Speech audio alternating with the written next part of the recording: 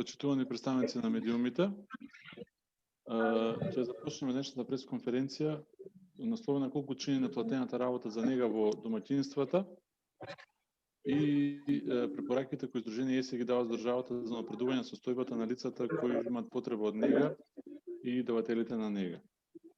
Сдружение ЕСЕ во 2019 година го издаде истражувањето колку чини неплатената работа за нега во домашни услови за лица, за возрастни лица полнолетни над 18 години кои не можат да ги извршуваат основните животни потреби. При тоа истражувањето беше национално и покажа дека во околу 15% од домаќинствата има најмалку едно лице кое што има потреба од нега од друго лице, односно кој што не може самостојно да ги извршува своите животни потреби.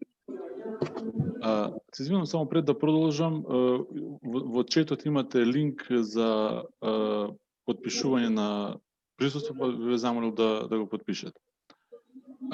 При тоа, истражувањето покажа дека жените го носат најголемиот товар како даватели на нега, бидејќи во 73% од домаќинствата жените се примарни даватели на нега за лицето кое има потреба од истата, иако во овие домаќинства живеат подеднаков број на мажи и жени, што значи дека обезбедувањето на неплатена работа за нега во домаќинството за близок член на семејството или од семејното домаќинство е главен товар на жените и представува проблем на родова нееднаквост, бидејќи 40% од давателите на нега кажале дека тоа што обезбедуваат нега за близок член на семејството сериозно ги попречува во нивната работоспособност. Односно, или не можат да работат, не можат да најдат работа, или заработуваат помалку, или се соочуваат со проблеми на работното место како резултат на давањето на негата. Исто така жените поминуваат повеќе време како даватели на нега во давањето на негата за разлика од мажите. Дополнително, освен влијанието врз работоспособноста, обезбедувањето на нега во долг период, дејќи тука се работи за лица кои имаат потреба од нега во долг период, се работи за месеци и за години, давањето на нега влијае негативно како врз физичкото, така и врз менталното здравје на давателите на негата. Дополнително на тоа, целото семејно домаќинство се соочува со значителни дополнителни трошоци како резултат на обезбедувањето на негата.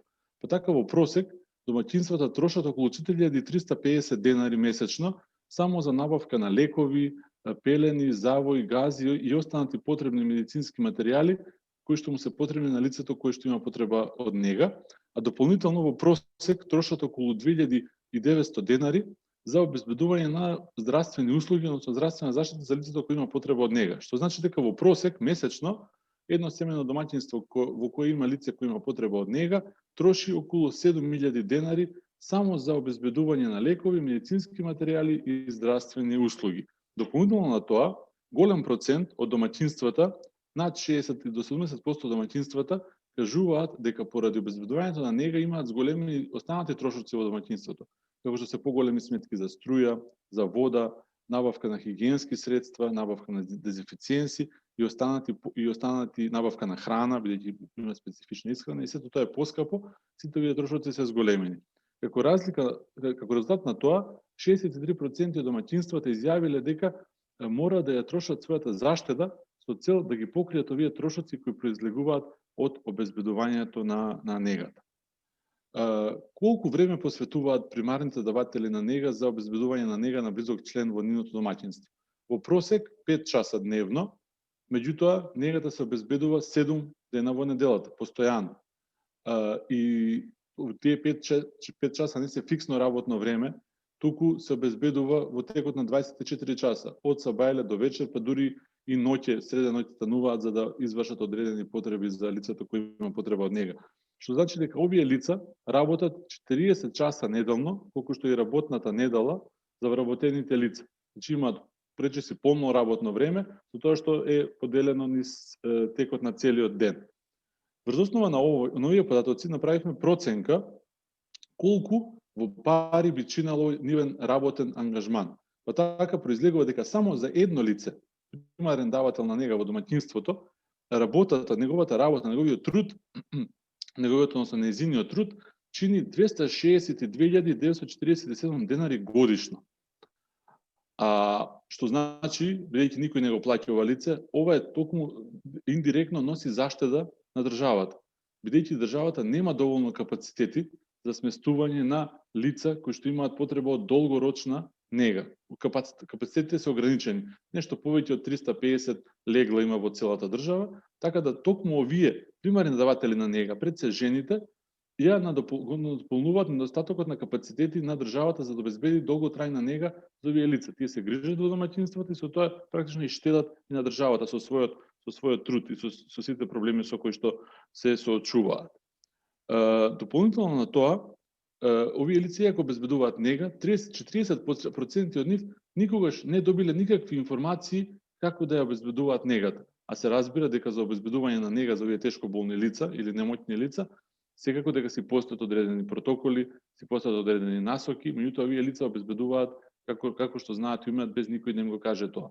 Оние кои што добиле некакви информации ги добиваат информациите по неформален пат, најчесто од матичните доктори, докторите специјалисти, физиотерапевтите, медицинските сестри, понекогаш на нивно барање, прашање или слично, меѓутоа тоа се парцијални совети кои што не се добиени на структуриран начин, туку според потреба се само делумни совети.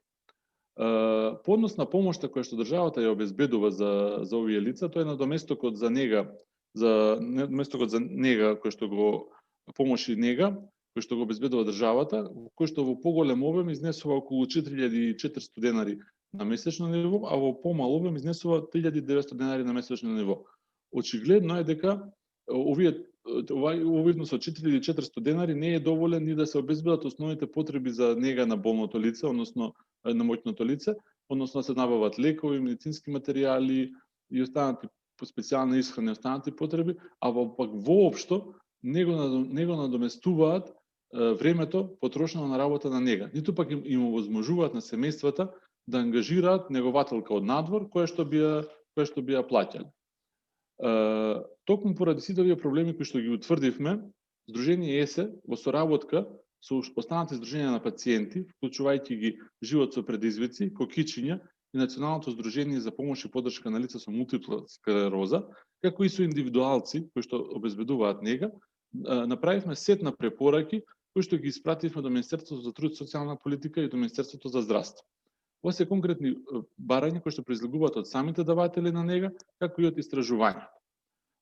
Потребно е воспоставување на посебна здравствена служба за домашна посета за овие лица, бидејќи моменталната поставеност на домашната посета не ги задоволува сите потреби на лицата. Не е доволно само да се приклучи инфузија или да се стави инекција, туку е потребно многу посеопфатна нега, затоа е потребна посебна служба за домашна посета, која што покрие медицински услуги, ќе обезбеди услуги за нега, ќе обезбеди и психолошка поддршка на лицето и на семејството, како и ќе обезбеди одредени услуги од социјалната заштита за овие лица, бидејќи нивното одежното движење ги оневозможува да ги остварат сите права и од социјалната заштита и од останатите права.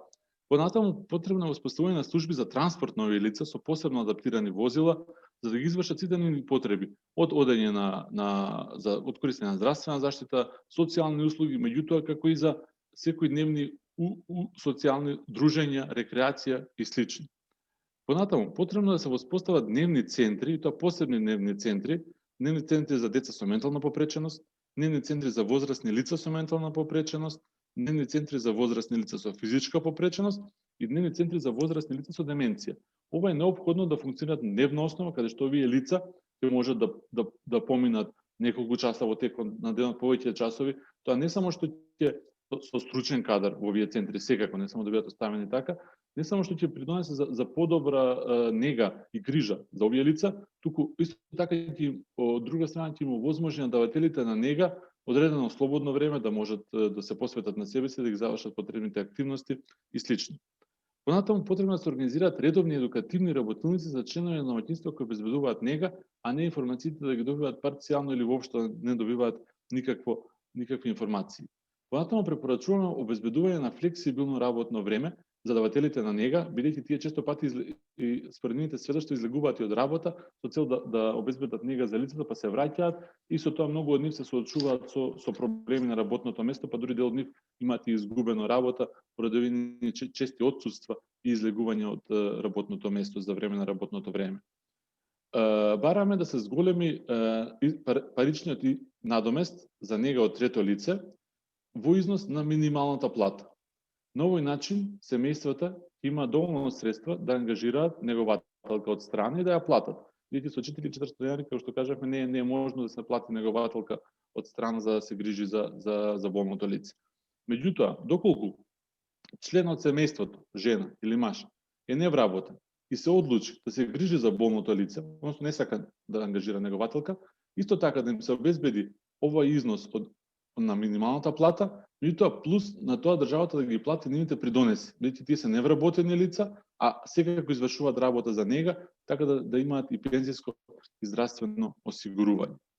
За може се тоа соодветно да се регулира, потребно да се направи соодветен регистар за сите лица кои што не се во можност самостојно да ги извршуваат основните животни потреби и кои имаат потреба од нега, соодветно на регистарот да се искористат сите овие права кои што се предложени, сите права кои и веќе постојат.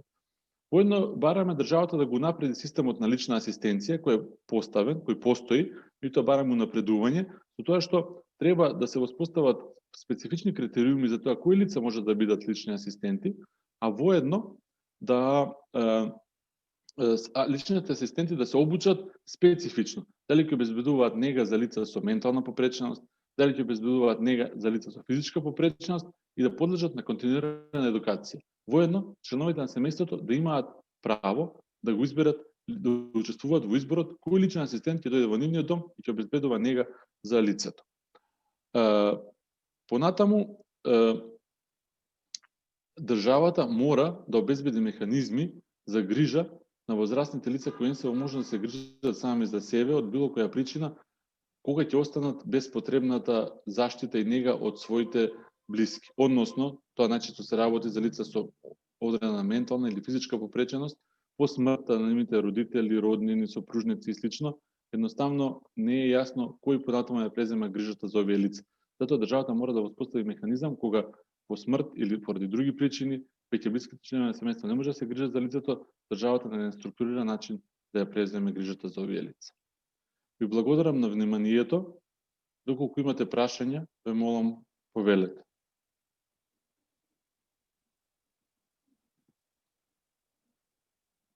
Дали имате прашања?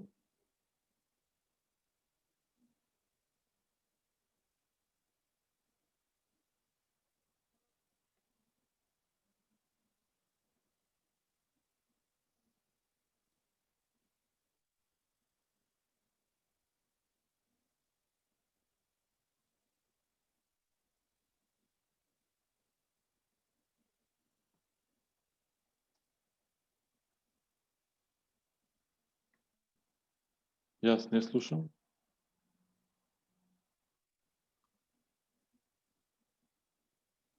Добро, ви благодарам.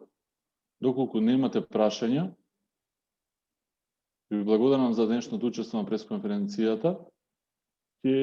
Доколку сакате, доколку пополнивте формата во Google за присуство во ред, или може да пишете мејл тука во коментари, ваши мејлови, со цел после оваа пресконференција да ви го пратиме и видеото, кој што ќе биде достапно на YouTube, и да ви пратиме текст за новинари, како и линк до самата анализа и до целите препораки, па да можете да направите соодветен прилог.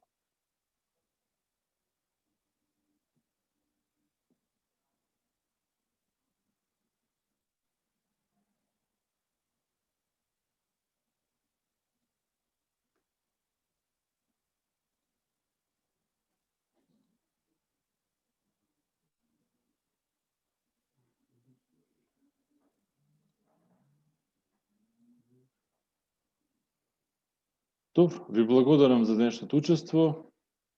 Поздрав и пријатен ден на сите.